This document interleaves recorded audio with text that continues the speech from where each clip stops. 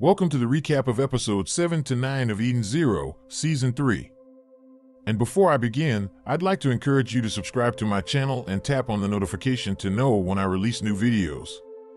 Also, this video contains spoilers, but if you don't mind that, then enjoy the video. And if you found these episodes interesting, I encourage you to check out the full episodes on your favorite streaming platform. Let's begin. Rebecca and the crew decided to save Labilia, so they plan to land their ship in an open area. Hamura is unsure about storming in, but Rebecca is confident because she has information from the previous timeline and hopes to strike a deal with Drakken. When they land, they encounter Element 4 standing in front of the building, so the Demon Kings for Shining Stars stepped out to face off against them, allowing Shiki's group to fly past in the Aqua Wing. As they fly, Phi tries to shoot them down, but Hermit stops him. Daichi is eager to fight Hermit, but Sister punches him and says she will handle it. Laguna commands Sylph to go after the ship, but Hamura attacks her. Witch faces Laguna, and the androids equip their battle dresses. Hamura, who is not an android, had to use Weisz's disguise app to change her appearance, and they announced themselves as the opponents of Element 4. While flying, the building's turrets fire at their ship. Rebecca steers the ship skillfully, avoiding most of the gunfire, but they still get hit a few times. Shiki exits the ship, creates an anti-gravity bubble to deflect the bullets, and Rebecca uses it to land the ship on the roof. There, they encounter Master Noah, who reveals himself to be a hologram and explains his ability to observe people's locations through time. He reveals that Rebecca has the power to time travel and that she retained her memories from a previous world, but warns them that this current timeline is more dangerous, and if they fail to defeat Drakken, her power will be lost.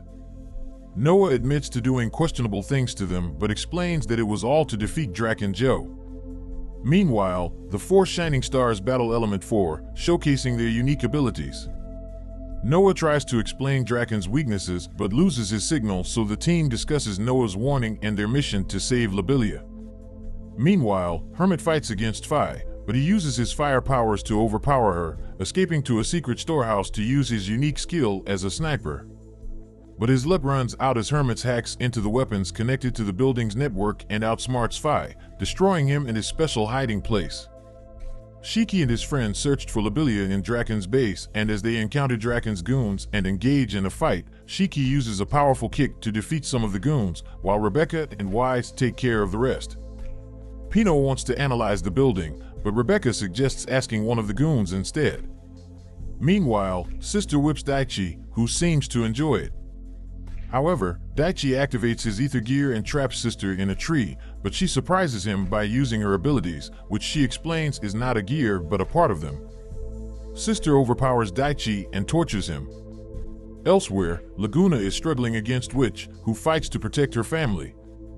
Back to Shiki's group, they find Labilia unharmed in her cell, which contradicts Rebecca's earlier information. They are then discovered by Sibir, who approaches them telling them he's there to help. Hamura battles Sylph in an alley until they enter a dance club, the same one Sylph defeated Hamura in the previous timeline. Meanwhile, Sibir hides Shiki's group in a storage room and asks Weisz about his hairstyle change. Sibir explains that he saw them on the news and couldn't ignore an old friend in trouble.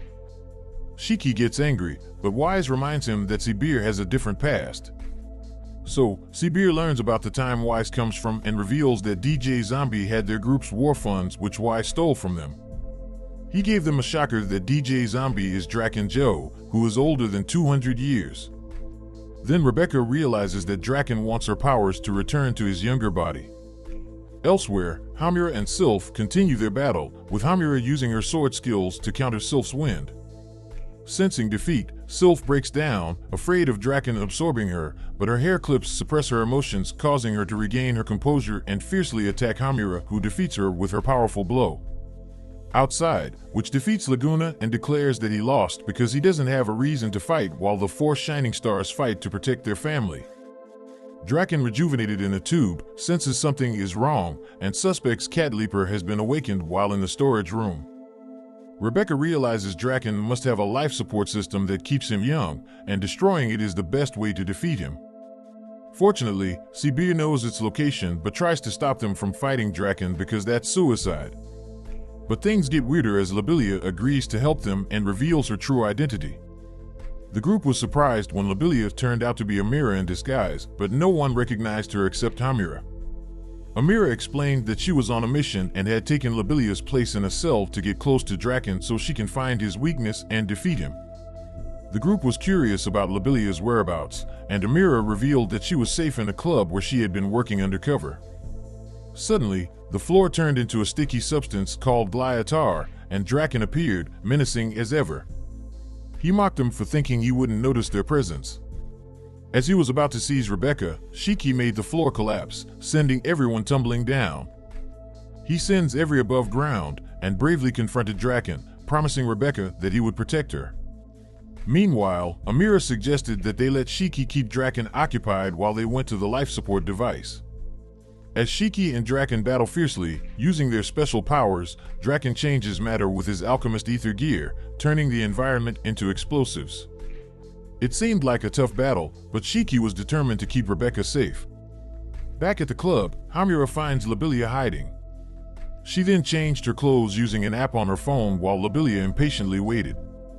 So Amira had called their friends on the ship to protect Labilia while she headed out to meet up with Rebecca and the others.